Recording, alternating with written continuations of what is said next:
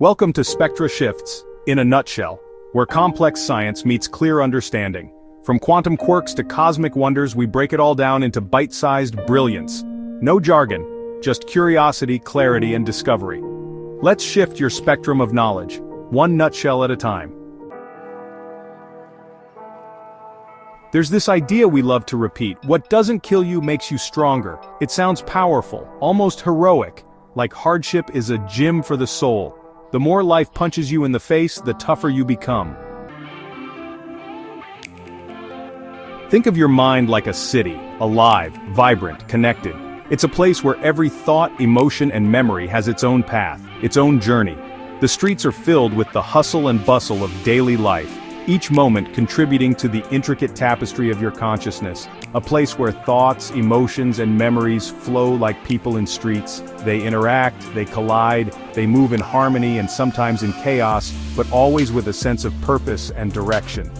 Now imagine a trauma, like a psychological bomb. It's an unexpected, devastating event that disrupts the flow, shattering the peace and order of your mental city. It explodes in the middle of the city. The impact is immediate and far-reaching, leaving destruction in its wake. The once familiar streets are now filled with debris, the pathways of your mind blocked and broken. Maybe it's the sudden loss of someone you love. Maybe it's a betrayal. These events hit hard, leaving emotional scars that are difficult to heal, or a terrifying event that shakes your sense of safety. The fear and anxiety that follow can be overwhelming, making it hard to feel secure again. At first, the shock waves paralyze everything.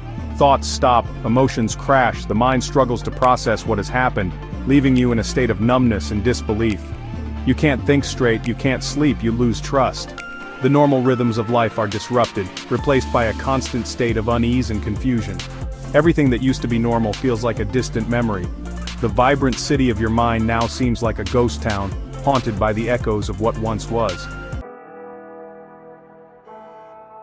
This is your brain going into emergency mode. When faced with a traumatic event, your mind shifts gears, prioritizing survival above all else.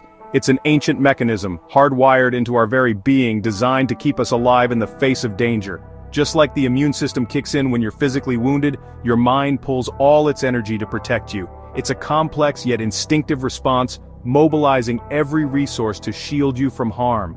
Your thoughts become laser-focused, your senses heightened, your body releases cortisol and adrenaline. The stress hormones, your heart races. You become hyper-alert. These chemicals flood your system, preparing you to either fight or flee. It's a primal reaction, one that has ensured our survival for millennia. You replay the event over and over in your head, looking for a different ending or a lesson to learn. You isolate. You stop feeling safe. You build emotional bunkers. This constant replaying is your mind's way of trying to make sense of the chaos, to find some semblance of control. These are your psychological first responders. They step in to help you navigate the immediate aftermath of trauma.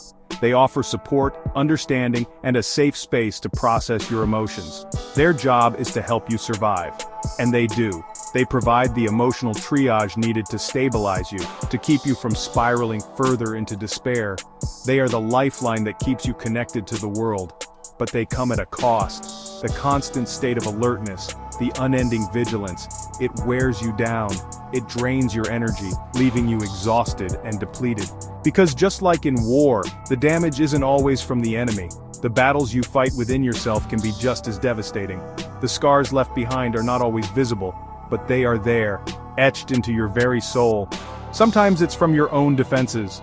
The walls you build to protect yourself can also imprison you, keeping you from healing, from moving forward. It's a delicate balance, one that requires time, patience, and often professional help to navigate. The mental cost of survival. To stay alert, your brain sacrifices rest. The constant vigilance required to navigate a world filled with potential threats means that your mind is always on high alert. This heightened state of awareness can be exhausting, leading to a cycle of sleepless nights and restless days. Sleep becomes shallow or disappears entirely. The quality of your sleep deteriorates, making it difficult to reach the deep restorative stages of rest. This lack of proper sleep further compounds the stress, creating a vicious cycle that is hard to break. To avoid danger, you avoid people, places, and even feelings. Isolation becomes a defense mechanism, a way to protect yourself from potential harm. But this self-imposed solitude can lead to feelings of loneliness and disconnection from the world around you. To numb pain, you might reach for coping mechanisms: food, alcohol, distraction, even denial. These temporary fixes provide momentary relief but often lead to long-term consequences such as addiction, health issues, and emotional numbness. This can keep you going in the short term. Pushing through with sheer willpower and unhealthy habits might seem like a solution, but it's only a temporary band-aid on a deeper wound. But over time, it weakens the very structures that help you thrive. The constant stress and unhealthy coping mechanisms take a toll on your physical and mental health, eroding your resilience and ability to bounce back. The parts of your brain responsible for memory, decision-making, and emotional regulation can actually shrink under prolonged stress.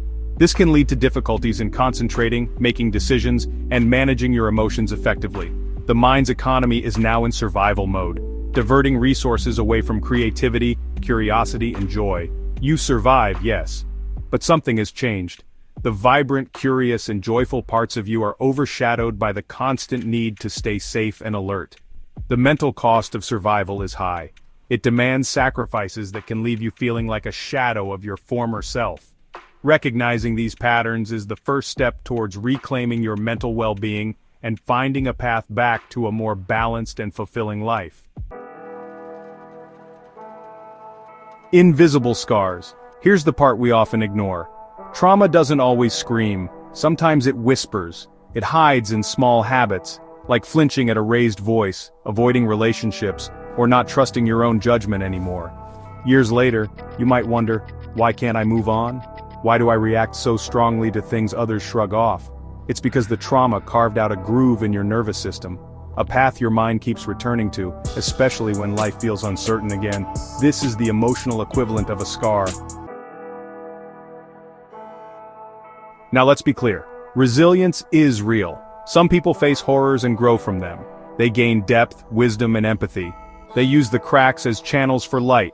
But resilience isn't the same as invincibility. It's not about pretending everything is fine. It's about how well you repair, not how well you endure, and that repair process is slow. It requires rest, support, sometimes therapy, sometimes time. There's no shame in not bouncing back right away. There's only the human truth. Healing isn't linear, and survival has side effects. So, what can you do? If you've been through something painful, don't pressure yourself to be stronger. Instead, be softer. Softer with yourself, more patient, because your nervous system wasn't designed for endless crisis. It needs safety to rewire. It needs connection to recover. That's why community matters, why sharing your story matters, why seeking help isn't weakness. It's strategy. The people who become truly strong are not the ones who endure everything alone. They're the ones who allow themselves to break and then rebuild intentionally. Emotional vaccines? We don't have vaccines for trauma, but we do have something close. It's called prevention. Teaching emotional regulation early, normalizing therapy, building support systems, creating safe spaces to feel and express. And just like vaccines, this doesn't make you invincible, but it gives your mind tools. It helps you respond instead of react. Maybe one day we'll treat emotional hygiene with the same seriousness we treat physical health. Final thoughts. What doesn't kill you doesn't always make you stronger, but it does shape you, and if you give yourself the chance, it can shape you into someone deeper. Not harder, but wiser. Not colder, but clearer. Thanks for exploring the science with us, one shift, one nutshell at a time.